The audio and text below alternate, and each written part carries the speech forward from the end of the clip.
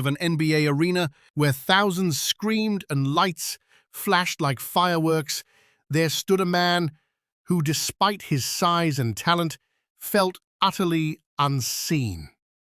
At 7'2", Ferdinand Lewis Alcindor Jr. dominated the court, but behind the statistics and trophies, he was just a young black man in America, silently suffocating inside a system that praised his game but ignored his soul.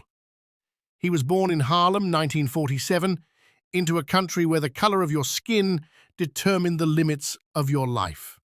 His Catholic parents gave him faith, structure, tradition, but even as a child, Lou asked questions his church couldn't answer. Why did God seem so far away from the suffering of his people? Why did religion bring guilt but not peace? By the time he was a teenager, he was already a giant, not just physically but mentally. He devoured books, history, philosophy, and by college, he had already become a basketball phenom at UCLA under coach John Wooden. 3 NCAA championships, countless awards, he was untouchable. But still, he felt empty. The cheers in the stadium didn't echo in his heart. The camera flashes blinded him from seeing himself clearly, and so he turned inward. While America erupted in the flames of the civil rights movement, Lou began reading not just about sports, but about truth. He discovered Malcolm X. The autobiography shook him. It wasn't just a story, it was a mirror.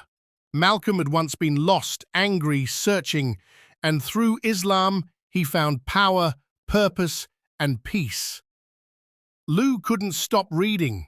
He studied the Quran, he learned about the Prophet Muhammad, about the equality Islam preaches, about how Bilal, a black African, was among the earliest and most beloved Muslims. He fasted secretly during Ramadan. He prayed in private, and slowly his identity began to shift.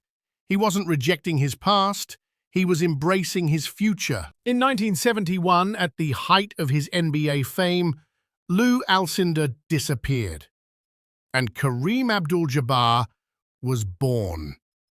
The name meant the noble servant of the Almighty.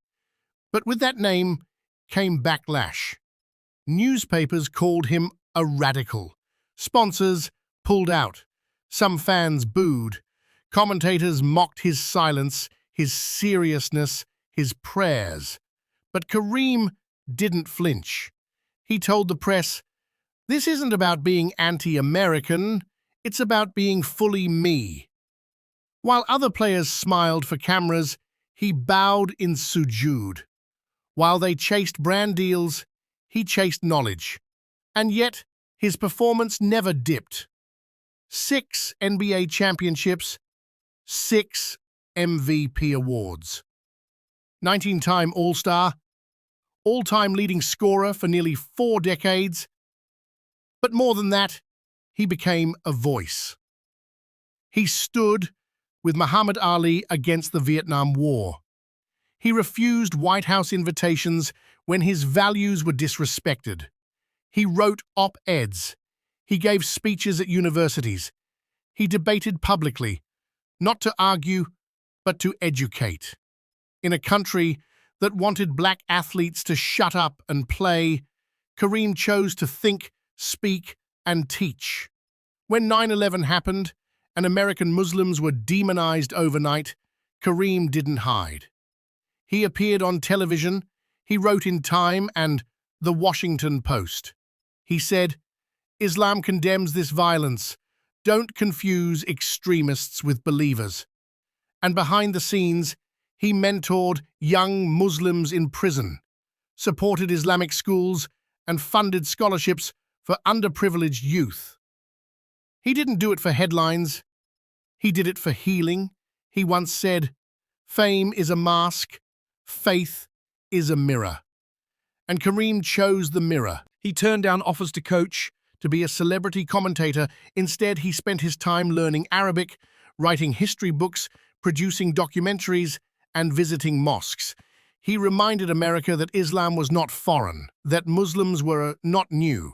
From enslaved West Africans to 21st century athletes, Islam has always been a part of the American story, and his story proved it. In 2016, he stood beside President Obama, receiving the Presidential Medal of Freedom. The tallest man in the room, but the most grounded. Obama said, "Kareem has not only changed the game, he's changed the way we see ourselves as Americans." Still, Kareem remains private.